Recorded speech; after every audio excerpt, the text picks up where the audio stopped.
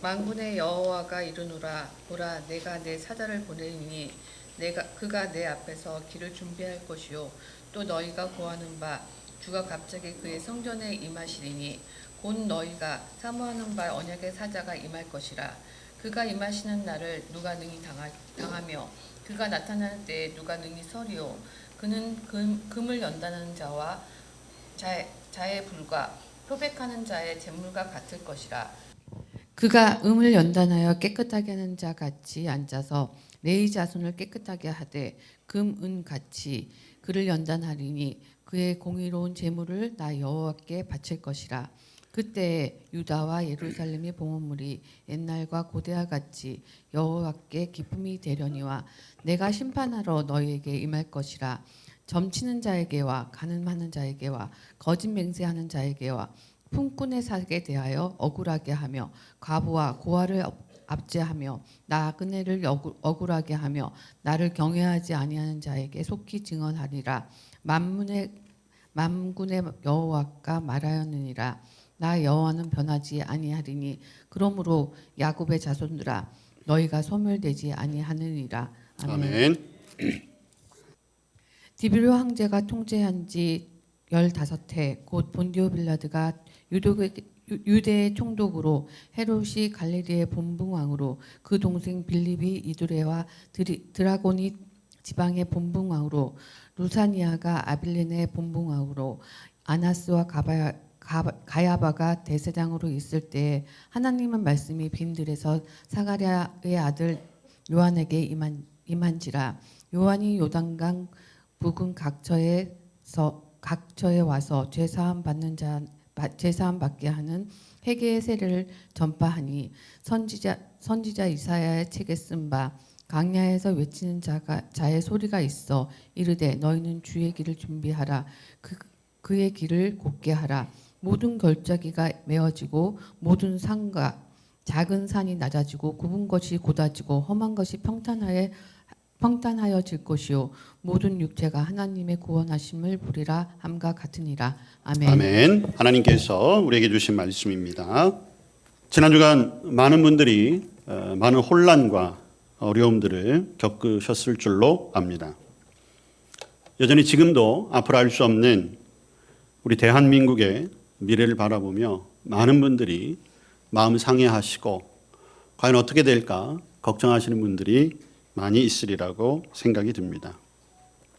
저 역시도 지난 며칠 동안 우리나라와 민족의 모습을 바라보며 많이 마음이 아팠고 비상식적인 일들과 전혀 예측할 수 없는 그런 전국의 흐름을 보면서 이 땅에서 목사이기 이전에 하나님을 믿는 자로서 하나님의 역사의 개입과 하나님의 역사의 통치를 믿음으로 고백하는 자로서 과연 이때를 어떻게 받아들여야 될까 많은 고민과 또 기도와 그런 생각들이 있었습니다. 우리 한남누교의 성도들도 저와 크게 다르지 않으리라 생각합니다. 좌우 진영의 논리를 벗어나서 이념이라고 하는 테두리가 아니라 우리는 믿음의 눈으로 이 나라와 이 민족의 미래를 바라보아야 합니다. 저는 하나님의 뜻은 분명히 있다라고 믿고 있습니다. 그리고 하나님께서 우리나라와 이 민족을 결코 그냥 두시지 않을 거라는 것도 알고 있습니다. 무엇보다도 하나님은 공의와 정의의 하나님이십니다. 잘못된 사람들 분명히 하나님의 치리하심이 있을 것이고 또한 이 나라와 민족을 그저 이렇게 뒤로 물러가는 것으로만 놓지 않으실 것에 대한 믿음의 사람으로서의 기도와 간구를 그치지 말아야 할 것입니다. 지금 무언가를 평가하는 것은 조금 이른 감이 없지 않아 있습니다. 그러나 역사는 반드시 평가하게 될 것이고 그 가운데 하나님의 뜻도 분명히 우리에게 나타날 줄로 믿습니다. 목사이기 때문에 되도록이면 시국이나 정치 얘기는 하지 않으려고 합니다. 그러나 또 한편 저는 하나님께서 하나님의 말씀을 이 땅 가운데 전하는 예언자적인 사명을 주셨다라는 것을 믿고 지금의 상황에 대해 여러분들과 함께 이 땅을 위해 기도해야 한다는 것을 분명히 말씀드리고자 합니다. 이 땅을 새롭게 할 수 있는 사람은 예수님 믿는 사람밖에는 없습니다. 그것이 저와 여러분에게 주어진 책임입니다. 비난도 있을 수 있습니다. 막막함의 울분도 있으시겠지요. 분노의 마음도 있으실 것입니다. 아니면 조금 안도하시는 분들도 계시겠지요. 모든 여러분들의 마음 가운데 성령님의 위로와 성령님의 평안이 함께 하시기를 바랍니다. 다시 한번 목사로 부탁을 드립니다. 기도의 끈을 놓지 마십시오. 물론 이런 상황에서 기도가 무슨 소용이 있는 것일까? 회의가 드는 것도 사실입니다. 그러나 기도만이 우리의 유일한 무기이고 이 땅을 살리는 길임을 또한 잊지 마시기를 바랍니다. 더더욱이 우리는 대림절을 지나고 있습니다. 이 땅에 다시 오실 주님, 분명히 이 땅을 새롭게 하시고 이 땅에 심판하러, 그리고 이 땅을 영원히 통치하시기 위해 오실 예수님을 준비하는 그러한 기간입니다. 그러기에 우리는 더욱더 이 나라와 민족 위에 하나님의 나라가 임하기를 간절히 바라며 기도해야 할 줄로 믿습니다. 하루속히 우리 사랑하는 대한민국이 모든 혼란을 극복하고 온 세계와 열방 가운데 또 쓰임받고 그 역할을 잘 감당할 수 있기를 간절히 소원하며 여러분들도 그 기도의 자리를 꼭 기억하시고 또한 바라기는 여러분에게 주어진 일상의 자리에서 하나님의 뜻을 순종하시며 이러할 때 더욱 믿는 이의 본이 되는 그러한 길을 잘 분별하여 지혜롭게 걸어가실 수 있기를 간절히 기원합니다. 오늘 대림절 두 번째 주일 말라기서의 말씀과 누가복음 3장의 말씀을 통해 주의 길을 준비하라는 제목으로 말씀의 은혜를 나누고자 합니다. 오늘 대림절 두 번째 주일 여러분들 앞에 보시는 바와 같이 지난주 예언의 초에 이어서 오늘 베들레헴의 초에 불을 밝혔습니다. 예수님이 이 땅에 오시던 날 베들레헴이라고 하는 아주 작은 동네 그리고 말구유, 말밥통 위에 그의 몸을 누이셨지요. 그것도 역시 하나님의 계획하심이었고 하나님의 예비된 자리였습니다. 사람들은 그 누구도 예수님의 자리를 준비하지 못했지만 하나님께서는 태초부터 세워진 계획을 통하여 예수님을 이 땅에 보내셨고 베들레헴에서부터 온 세상을 구원하시기 위한 성육신의 사역이 시작된 것입니다. 오늘 우리는 베들레헴의 초를 밝히며 비록 첫 번째 이 땅에 오신 주님은 아무도 환영하지 않고 아무도 맞을 준비를 하지 못했지만 이제 곧 오실 주님, 그분만큼은 우리가 준비하여 또 우리의 자리를 마련하여 맞이할 수 있는 그런 믿음의 결단을 하는 이 시간이 되시기를 바랍니다. 오늘 우리는 구약 말라기서의 말씀을 읽었어요. 이름이 조금 특이하지요. 구약의 마지막 예언자이기도 합니다. 그리고 말라기라고 하는 이름의 뜻은 나의 사자라는 뜻이에요. 오늘 우리가 함께 읽은 말라기 3장 1절에 보시면 보라 내가 내 사자를 보내리니 여기에 나오는 내 사자라고 하는 것이 바로 말라기라는 뜻입니다. 그러니까 내 사자, 즉 말라기 이름을 가진 자에게 하나님의 명령이 임하게 된 것이죠. 그러면서 뭐라고 말씀하십니까? 내 앞에서 길을 준비하라. 말라기는 길을 준비하는 사람이었어요. 조금 이따 살펴보겠지만 누가복음 3장에서 세례 요한 역시 마찬가지지요. 주님의 길을 준비하는 사람이었습니다. 준비하는 자에게 주님이 오시는 것이지요. 말라기는 주님 오시기 전 약 400년 전쯤 활동했던 그런 선지자입니다. 예수님 오시기 전 400년 전에 유다 땅은 이미 바벨론 포로 생활은 다 끝났고 예루살렘과 유다로 다 돌아온 때였습니다. 솔로몬의 성전과는 비교할 수 없겠지만 성전을 건축하기도 했어요. 그러나 그럼에도 불구하고 유다와 예루살렘으로 돌아온 이스라엘 백성들은 하나님 앞에서 멀어져만 갔습니다. 예배가 없는 것이 아니었어요. 제물을 드리지 않은 것이 아니었습니다. 예배도 있고 제물도 드렸습니다. 그러나 그것은 이미 형식적인 것이 되고 말았습니다. 백성들을 이끌어가 백성들을 이끌어가야 할 종교 지도자들과 사회 지도자들이 누구보다도 먼저 부패했어요. 그러다 보니 백성들은 그저 나태해졌고 무감각하게 살아가고 있던 시대였습니다. 그런 시대였음에도 불구하고 아이러니하게도 온전한 예배도 드리지 않고 흠없는 제사도 드리지 않았던 그 유다 백성들은 끊임없이 메시아가 오기를 기다리고 있었습니다. 다윗과 같은 메시아가 오기만 하면 우리들의 삶이 좀 나아지겠지. 우리 민족이 옛날의 영화를 다시 누릴 수 있겠지. 그런 막연한 소망을 가지고 있었던 것이죠. 그러나 아무도 주님 오실 길을 준비하는 사람은 없었습니다. 그때 말라기 선지자에게 말씀이 임한 것이죠. 오늘 2절 말씀입니다. 그가 임하시는 날을 누가 능히 당하며 그가 나타나는 때에 누가 능히 서리요. 메시아가 실제로 올 때 당시 유다 백성들 가운데는 그 누구도 그 앞에 설 자가 없다는 거예요. 이건 말라기의 경고의 메시지죠. 왜 그렇습니까? 지금 타락하고 부패한 그 땅에 임하실 메시아는 마치 금을 연단하는 그런 불과 같이 활활 타오르는 불이요.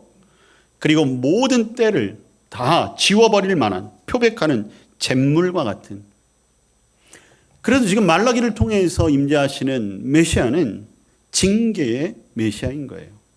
백성들이 바라는 메시아의 모습과는 전혀 다른 모습으로 오늘 말라기는 메시아를 선포하고 있습니다. 두렵고 떨림으로 메시아를 기다릴 수밖에 없지요. 그러나 하나님은 징계하시는 하나님이 아니세요. 하나님은 벌 주시는 하나님이 아니십니다. 6절 말씀에 이렇게 말씀하시지요. 나 여호와는 변하지 아니하나니 그러므로 야곱의 자손들아 너희가 소멸되지 아니하느니라. 이것이 하나님의 뜻입니다. 하나님은 하나님의 택한 백성 그냥 내버려 두지 않으신다는 거예요. 왜 그렇습니까? 사랑하시기 때문에. 온갖 죄악과 부패 가운데 하나님을 떠나 있고 형식적인 예배만 남아 있지만 그럼에도 불구하고 하나님은 여전히 이스라엘 백성들을 기다리고 계십니다. 그리고 말라기 선지자를 통해서 이제 구약 마지막 약속의 말씀을 선포하고 있는 것이죠. 말라기의 이 예언을 끝으로 하나님께서는 400년 동안 침묵하십니다. 그 어떤 말씀도 유다 백성들에게 주시지 않아요. 아브라함 때부터 시작하여 말라기에 이르기까지 단 한순간도 하나님의 음성이 그쳤던 적이 없습니다. 수천 년을 이어져 왔던 하나님의 음성이 말라기 때에 이르러 400년 동안 침묵으로 바뀌신 거죠. 그리고 400년이 지나고 이제 예수님께서 이 땅에 성육신하여 오셨습니다. 그리고 예수님의 공생애에 앞서 다시 하나님의 말씀이 임하게 됩니다. 오늘 우리가 읽은 누가복음 3장 1절, 2절 말씀에 보면 발음하기도 힘든 여러 사람들의 이름이 나오고 있어요. 로마의 황제의 이름도, 총독의 이름, 그리고 소위 말하는 분봉왕이라고 해서 유대 땅을 몇 군데로 나누어서 각 지역을 통치하는 파견된 왕들의 이름까지. 여러분, 이렇게 누가가 자세하게 어떤 이름들을 말하는 것은 예수님의 오심과 예수님의 사역이 역사적이라는 것을 증거하는 것입니다. 실제 역사 가운데 주님께서 오셨다는 거예요. 그러나 역사 속의 유대, 예루살렘은 어떤 땅이었습니까? 갈기갈기 찢겨져 로마의 지배 아래에 있는 식민지가 되고 말았어요. 더 이상 소망을 볼 수 없는 땅이 된 것이죠.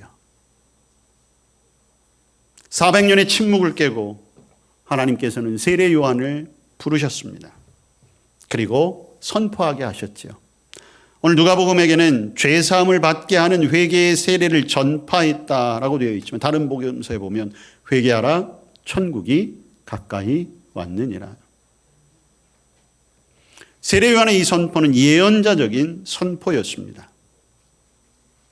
주님의 오심, 그리고 이제 오신 주님 앞에 어떻게 서야 할 것인가? 세례 요한은 회개를 요청하고 있는 거죠. 여러분, 주님의 길을 준비한다는 것이 어떤 의미겠습니까? 주님이 이 땅에 오셔서 잘 걸어가실 수 있도록 좋은 길을 만드는 것일까요? 다시 오실 주님은 이제 위로부터 내려오실 거니까 무슨 항공 관제를 잘 할 수 있도록 그걸 예비하는 것일까요? 우리가 끊임없이 준비해야 한다. 오늘 말라기서에서도 준비하라고 말씀하시고 오늘 세례 요한을 통해서도 준비하라고 말씀하시는데 과연 저와 여러분이 준비해야 할 것은 무엇일까요? 그리고 지금 여러분들은 어떤 준비를 하고 계실까요? 또 한편으로는 그러면 예수님은 정말 우리가 준비한 그곳으로 오실까요? 여러분, 예수님은 사실 우리가 무엇을 준비하는 것과는 별로 상관이 없으세요. 예수님은 곧 전능하신 하나님이시기 때문에 아무 곳에서든지 어느 때나 오실 수 있다는 거죠. 더욱이 말세의 때가 되면 주님이 어떻게 오신다고 했습니까? 준비가 완전히 갖추어진 때에 내가 날짜와 시간을 알려주고 오신다고 했을까요? 아니요. 도적과 같이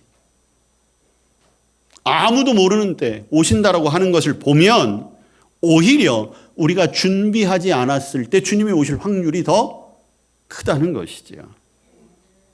자, 그러면 이때 과연 우리가 주님의 오실 길을 준비한다는 건 어떤 의미일까요?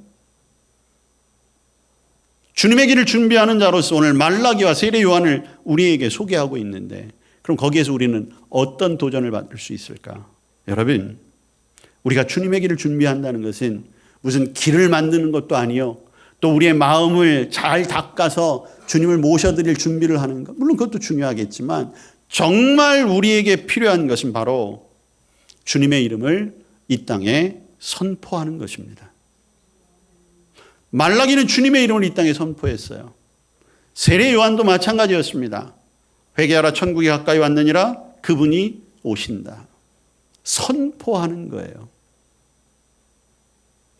오늘 저와 여러분은 2024년 어쩌면 이 땅에 말라기와 같이 세례 요한과 같이 부름받은 자들입니다. 우리에게는 사명이라는 게 있어요. 그리고 이 대림절 분명히 우리에게 준비하라고 하는 성경의 말씀, 약속의 말씀을 주고 계시는데 과연 저와 여러분이 그 준비 곧 선포하는 일에 얼마나 열심을 다하고 있습니까?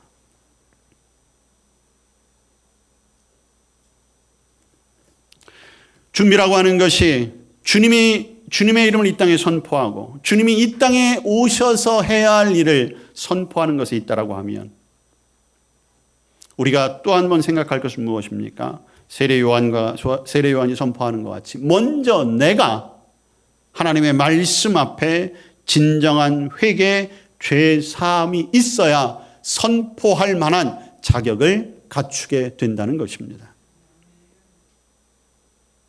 세례 요한은 끊임없이 회개를 말합니다. 회개라는 것이 무엇입니까? 우리의 마음을 바꾸어 가던 길에서 돌이켜 새로운 방향으로 가는 것을 말하는 것입니다. 세상에 밀려 어쩔 수 없이 살아갔던 우리의 삶을 돌이켜 하나님의 나라를 바라보며 세상 가운데 지었던 모든 죄악들, 우리의 부족함들, 우리의 허물들, 우리 스스로 악한 길에서 떠나 주님 나라를 향하여 우리의 발걸음을 바꾸어야 할 것입니다. 여러분, 그렇게 될 때 어떤 일이 일어납니까? 오늘 5절 말씀이에요. 모든 골짜기가 메워지고 모든 산과 작은 산이 낮아지고 굽은 것이 곧아지고 험한 길이 평탄하여질 것이요. 여러분, 이것은 이 세상의 모습일 수도 있습니다. 그리고 이 세상은 사실 우리의 영혼의 모습일 수도 있어요. 다른 사람의 모습이 아닙니다. 저와 여러분의 내면, 우리의 영혼이 지금 골짜기와 같고 울퉁불퉁한 산들이 여기저기 솟아있고 굽은 길로 말미암아 여기저기 꼬여있는 삶을 우리가 살아가고 있다는 거예요. 그러다 보니 우리 안에는 미움과 시기와 질투와 분노와 교만함과 이런 것들로 가득 차 있는 것이죠. 여러분이 대림절 하나님의 말씀 앞에 울퉁불퉁하고 잔뜩 꼬여있는 우리의 심령이 평탄하여질 수 있기를 축복합니다. 하나님의 말씀만이 우리를 그렇게 바꾸실 수 있어요. 그리고 우리는 그 마음을 가지고 이 세상을 향해 나아가야 하는 것이죠. 이 세상에 골짜기들이 얼마나 많이 있습니까? 이 세상에 뾰족뾰족한 그런 산들이 얼마나 많이 있습니까? 여전히 굽어진 길에서 아슬아슬 살아가는 주님을 모르는 사람들이 얼마나 많이 있습니까? 그 땅을 향하여 우리는 선포해야 하는 것입니다. 주님의 통치가 얼마 남지 않았습니다. 주님 오실 날이 얼마 남지 않았습니다. 그때를 준비해야 합니다. 여러분, 대림절은 주님이 통치하실 그 세계를 강렬하게 열망하는 것입니다. 이 세상을 경제가 살릴까요? 이 세상을 탁월한 정치적인 지도자가 살릴 수 있을까요? 선진국에 생겨지는 여러 가지 경제 정의나 복지 정책이 우리를 만족할 만한 수준까지 살아갈 수 있게 할까요? 그렇지 않습니다. 여러분, 인류의 역사를 보십시오. 인류의 역사 가운데 그 누구도 인간이 멸망하기 위하여 정책을 피거나 이념을 말한 사람들은 아무도 없습니다. 다 잘 살아보기 위해서 최선을 다해서 가장 좋은 방법들을 만들어낸 결과가 오늘 우리 앞에 있습니다. 그런데 여러분, 얼마나 만족하십니까? 그 가운데 얼마나 평안하십니까? 내 마음이 평탄하여지고 굴곡지고 굽어진 이 땅 가운데 저와 여러분이 정말로 주님의 말씀을 온전히 선포하게 될 때에 오늘 누가복음 3장 6절의 말씀처럼 모든 육체가 하나님의 구원하심을 보는 그날이 오게 될 줄로 믿습니다. 그것은 우리의 사명이기도 하지만 하나님의 꿈이기도 합니다. 하나님의 꿈은 모든 사람이 진리에 이르고 구원받기를 원하시는 것입니다. 말라기 선지자를 통하여서는 내가 불과 같은 그러한 진노로 너희들을 다 살아버리겠다. 어떠한 것이라도 다 흐물흐물하게 해서 흔적조차 없애버린 양잿물과 같이 너희들에게 임할 것이다 말씀하셨지만 그럼 하나님은 그렇지 아니하십니다. 하나님은 사랑이십니다. 여러분, 오늘 이 말씀이 세례 요한에게 임했던 거예요. 주님의 오실 길을 준비하는 것은 대제사장이나 종교 지도자에게 들려진 게 아니었습니다. 예루살렘이나 아니면 수많은 사람들이 오가는 어떤 도시의 한복판에 나타난 것도 아니었어요. 어쩌면 세례 요한은 지금 우리가 보기에는 위대한 선지자인 것 같고 그의 모습만 그려보아도 굉장히 특별한 사람이라고 생각을 하지만 그러나 당시로 돌아가 당시의 사람들의 시선으로 사도 요한을 본다면 사도 요한은 그저 평범한 한 젊은이에 불과할 것입니다.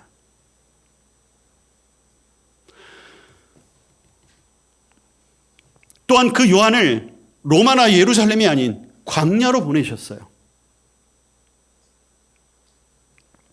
하나님의 말씀을 전하려면 많은 사람들이 있는 곳으로 보내야 될 터인데 하나님은 각종 위험이 도사리고 예측 불허인 땅 광야로 보내셨습니다. 왜 광야였을까요?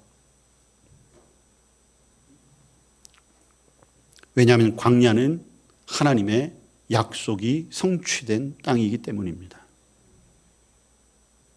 하나님은 이스라엘 백성들을 광야 40년 동안 철저하게 지키셨습니다. 그리고 약속하신 대로 가나안 땅에까지 이르게 하신 것이죠. 오늘 우리에게도 말씀하십니다. 세례 요한과 같이 그저 평범한 저와 여러분을 부르셨어요. 광야로 가라고 말씀하십니다. 저와 여러분의 광야가 어디입니까? 여러분의 가정이 될 수도 있습니다. 여러분의 일하고 있는 일터가 될 수도 있겠죠.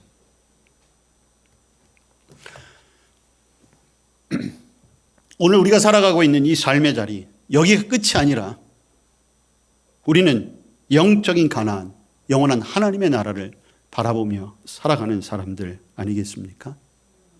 그렇다라고 한다면 이 땅 가운데 끝까지 우리를 보호하시고 지키시는 그 하나님의 약속이 있음을 믿고 우리에게 맡겨진 하나님 나라의 말씀을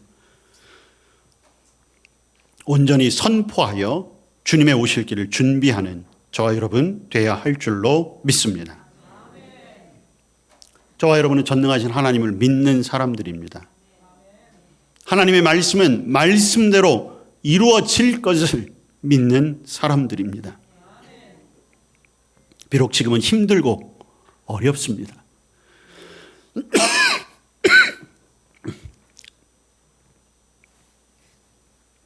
그러나 하나님의 뜻은 반드시 이루어질 줄로 믿습니다. 믿음을 가지고 살아가지만 때때로 우리가 사는 세상이 너무 힘들고 눈앞에 보이는 현실이 암담하기도 합니다. 우리의 피부로 느끼는 현실이 우리의 믿음까지도 흔들리게 할 때가 너무나 많이 있습니다. 하나님의 말씀을 붙들고 용기를 내보고 몸부림치며 살아보지만 때로는 바벨론과 같은 강력한 세상의 권력을 바라보며 과연 하나님의 뜻이 이루어질까 회의가 들 때도 있습니다. 하나님의 말씀과 현실 사이에 언제나 우리들의 마음은 연약한 갈대처럼 흔들리기 쉽상입니다. 왜 그렇습니까? 어느새부터인가 우리는 가능과 불가능을 계산하기 시작했습니다. 그런데 여러분, 사람의 일이라면 가능한 것과 불가능한 것 계산할 수 있겠죠. 그런데 우리가 어떻게 하나님의 일을 가능한 것과 불가능하다고 나눌 수 있겠습니까? 우리는 그저 약속하신 하나님의 말씀, 말라기의 예언대로 예수 그리스도가 이 땅에 오셨고 세례 요한의 말씀대로 이 땅에 주님께서 오셔서 그 생애를 이루어 가셨고 이제 주님께서 남기신 말씀 그대로 주님 이 땅에 다시 오실 것입니다. 여러분, 믿음은 가능성 때문에 받아들이는 게 아니에요. 하나님의 말씀이기 때문에, 변하지 않는 말씀이기 때문에 우리는 그 말씀을 믿는 것입니다.